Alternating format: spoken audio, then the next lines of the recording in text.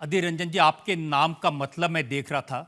अधीर मतलब बेकरार, अधीर मतलब बेताब, अधीर मतलब बेचैन। तो ये बेचैन आप अभी होते हैं या बचपन से ही ऐसे हैं?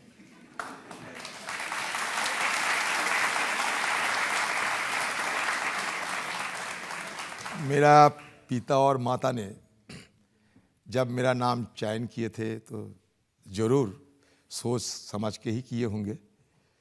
तो इसके लिए मैं तो सोचता हूँ ठीक ही सोचे थे उन्होंने और सही नाम दिए मेरे को। मैं गर्व महसूस करते। बेचैन रहना तो ज़रूरी है। मैं अस्थिर हूँ, अधीर हूँ और बहुत कुछ चीज़ों के लिए बेसब्री से इंतज़ार भी करते हैं।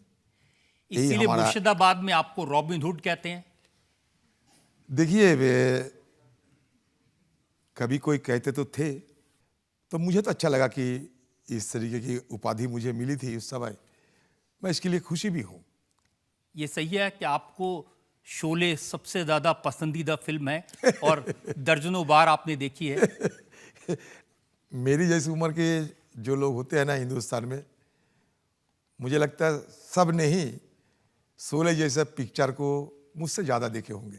शायद मैं दर्जन मतलब मैं कभी देखे हैं, क्योंकि आज भी शोले जैसा फिल्म उतना ही दिलचस्पी है जितना वो दिलचस्पी शुरुआती तौर पे थी। तो मुझे भी अच्छा लगता है, आज भी अगर मौका मिलते हैं तो देख ही लेते हैं। ये मैं इसलिए पूछ रहा हूँ कि मैंने सुना कि आपकी जो कॉन्स्टिट्यूंसी है, आपका जो इलाका है, उसमें लोग यही कहते हैं कि बेटा सो जा नहीं तो अधीर रंजन चौधरी आ जाएगा। देखिए ये तो कभी कभी एग्जैजरेशन भी होते हैं, ये ठीक नहीं।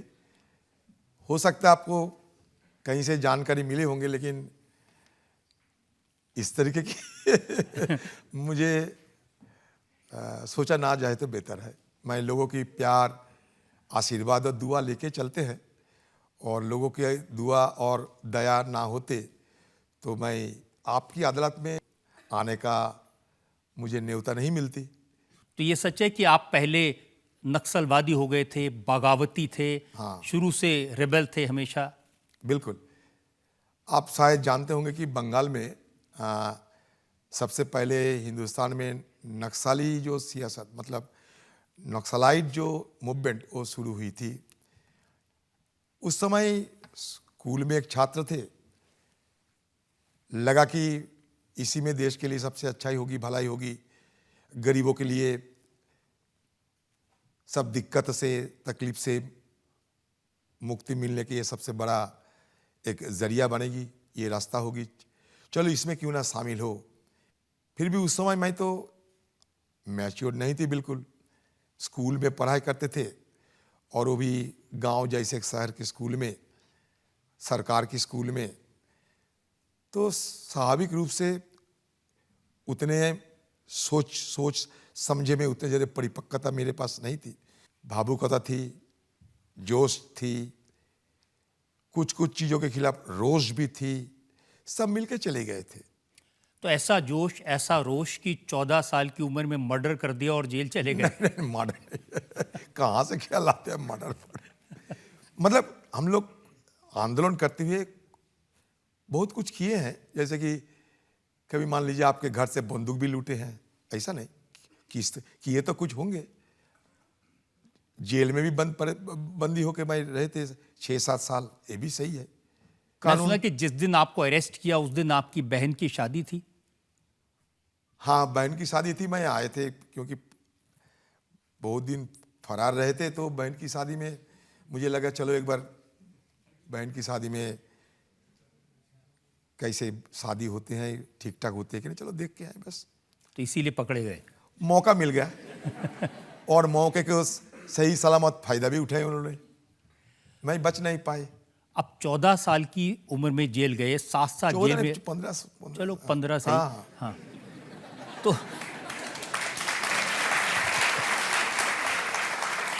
तो पढ़ाई वढ़ाई तो कुछ हो नहीं पाई। नहीं नहीं, पढ़ाई को अलविदा पहले दे दिया था। मतलब मैं तो क्लास 9 तक पढ़ी, बुरा मत मानो, और वो भी सरकार के स्कूल में। ज़्यादा पढ़ा लिखे नहीं हूँ, ज़्यादा अगर कड़क कोई सवाल पूछोगे तो मैं जवाब देने के लिए बिल्कुल तैयार नहीं हूँ। उतना पढ़ा लिखा मेरे पास नहीं है, फिर भी जरूर कुछ समझने की कोशिश तो किए हैं, लेकिन उतने सारे तो कितनी दिग्गज क्लास जैसे लोग, आप जैसे, हमारे जॉर्ज साहब जैसे उसे दिग्गज लोग मैं नहीं हूँ। नहीं, आप दिग्गज तो हैं, क्योंकि मैंने सुना कि छाती पर आपकी गोलियों के निशान हाँ हैं। वो तो है, वो तो बिल्कुल है, बिल्कुल। संघर्ष करते हुए तो मैं एक फौजी की तरह हूँ, संघर्ष करते हैं सच्चाई के लिए, न्याय के लिए। उसमें गोली चलाए कोई भी करे, मुझे कोई फर्क नहीं पड़ता, कोई परवाह नहीं है मुझे। तो गोलियां खाई भी और गोलियां चलाई भी। नहीं, चलाई नहीं, खाई, जरूरत पड़ते चलाई भी थी, अब देखिए, डराने के लिए, भड़काने के लिए, बचाने के लिए। पहले 7 साल जेल में रहे, 1996 में फिर आपके ऊपर चार्ज लगा कि आपने एक सीपीएम के लीडर की हत्या कर दी, मर्डर। ये सब देखियो, सियासत में क्या होता है वो अलग बात है। सियासत में तो जैसे कि बंगाल की खास अगर बात करें, हिंदुस्तान की दूसरी जगह भी ऐसा है कि आजकल राजनीति करना मुश्किल होते जा रहा है, क्योंकि राजनीति में विपक्ष होना और सत्ता पक्ष के लोगों के लिए बड़ा जुर्म माना जाता है। इसलिए कभी कभी हमारे खिलाफ बेबुनियाद तथ्यों के आधार पर फर्जी मुकदमा लगते हैं। क्या करें, अभी भी मेरे खिलाफ केस है, ऐसा नहीं। तो उस पूरी समय भी लिस्ट हुआ है था। मेरे पास में, आप खिलाफ उस समय जितने हुआ था। केसेस हैं, हाँ? पूरी लिस्ट मेरे पास में हाँ जितने लीजिए केसेस ना, हैं। अदालत में आए हैं। मैं तो असली अदालत में पेश हो चुके हैं, अभी भी अदालत में आ गए, इसमें क्या परवाह।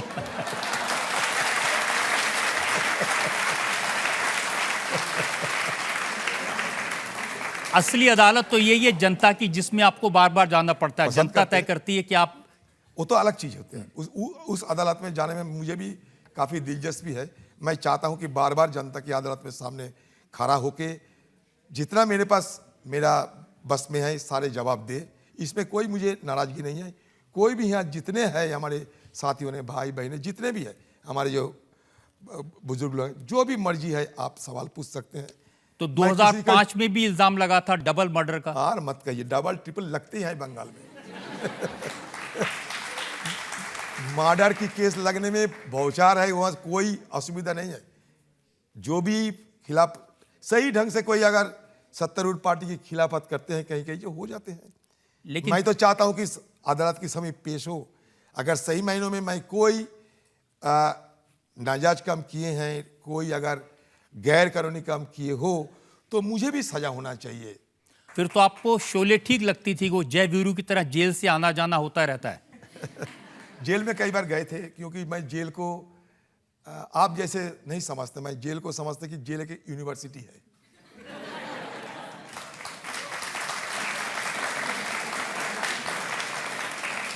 लेकिन क्या वाकई में कभी आपने किसी को मारा है?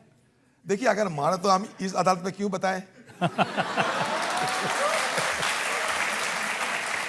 अगर मैं उस तरीके की बुरबाक होते तो मुझे क्या सदन में आप देख सकते और यहाँ ना बुलाते? मैं बुरबाक जरूर नहीं हूं, ये मान के अब चलो। ये जो आपने अपने इलेक्शन के एफिडेविट में डिक्लेयर किया, उसमें 26 केसेस हैं। हाँ, उसमें बहुत सारे मर्डर के बहुत केस सारे हैं, हैं। क्या बहुत करें? सारे। करे क्या? अगर आपको लगता है कि मुझे मर्डर केस में, मेरे खिलाफ मर्डर केस में, फर्जी केस में मुकदमा लगाते हुए मुझे कमजोर करना चाहिए तो कर सकते हैं, आज भी कर सकते हैं। ये मान के ही हम चलते हैं जहां राजनीति करते हैं। ये आज की तारीख में, बुरा ना मानिए हमारे साथियों, हिंदुस्तान की राजनीति में ये एक अंग बन चुके हैं। विरोध करना अपराध नहीं, विरोध करना कोई मतलब अन्याय नहीं, कोई नाजायज नहीं। विरोध करना उचित है। विरोध करने से ही हमारे लोकतंत्र की और तरक्की होगी, लोकतंत्र और मजबूत होगी। और साथ साथ विरोध का भी, जो भी रहे सत्ता में, उनको आदर करना चाहिए, उनको इजाजत देना चाहिए। बहुत सारे केसेस हैं पब्लिक सर्वेंट को मारने का। पब्लिक सर्वेंट को मारने का ऐसा केस अब कहां से ढूंढ के लाए मुझे पता नहीं। ये देखिए, आप ही क्या जो आपने सबमिट किया उसमें आपका लिखा जो हुआ है। इन्वेस्टिगेशन ऑफिसर थे शायद कोई गलती किए होंगे। कुछ केसेस हैं जिसमें बंदूक छीनने का। हाँ, वो तो कह दिया, पहले सुने हैं, बहुत पहले की। मैं तो कह चुके हैं आपको। जो किया है उसमें कोई छुपाने की कोई मुझे जरूरत नहीं होती, क्योंकि तो जो है तो आपके है। हिसाब से कितने केसेस चल रहे हैं आपके ऊपर? देखना पड़ेगा वकील साहब को बोले। अगर आप जैसा मेरा वकील होते तो सारे कुछ बताने की जरूरत नहीं पड़ती। मुझे तो आप जैसा, राजद जी जैसा वकील चाहिए। मैंने तो आपका जो इलेक्शन एफिडेविट है हाँ वो देखा, हाँ, देखिए उसमें कोई छुपाया नहीं क्रिमिनल मैंने। केसेस का लिस्ट बिल्कुल है। है, बिल्कुल। और अभी अगर इस साल अगर देखोगे तो उसमें 90% केस में मैं खलास भी हो चुके हैं। इस बार अगर इस बार मैं चुनाव लड़े तो फिर भी एफिडेविट हमें वहां भरना पड़ेगा। उस समय देखोगे 90% नहीं है इसमें। लेकिन ऐसे बहुत सारे किस्से हैं, जैसे 2013 में फरवरी का किस्सा है, सरकारी गाड़ी पे खड़े होकर आप प्रोटेस्ट करने हाँ लगे, बिल्कुल किया। तो सपोर्टर ने डीएम ऑफिस में तोड़फोड़ की, तो आप अपनी शर्ट उतार के लहराने लगे नहीं, सौरभ गांगुली की तरह। मैंने ये कहा था कि देखो तोड़-फोड़ मत करो, आंदोलन करो। और उस समय की अगर बयान आप देखोगे तो मैंने ये कहा था कि आप शांत हो जाओ। I was striving hard to pacify the agitated mobs. ये मैंने कहा था कि सबको शांत करने के लिए मुझे गाड़ी पे खड़ा होकर लोगों को ये कहने पड़े कि आप शांत हो जाओ। तो आम लोगों की मुद्दे पे हमें लड़ना चाहिए, चाहे इसके लिए कलेक्टर साहब को क्यों, अगर डीजी, आईजी, मंत्री, प्रधानमंत्री सबको घर पे अगर मुझे जाना पड़े, आंदोलन के चलते आंदोलन करने पड़े, अभी भी मैं जाने के लिए बिल्कुल तैयार हूँ।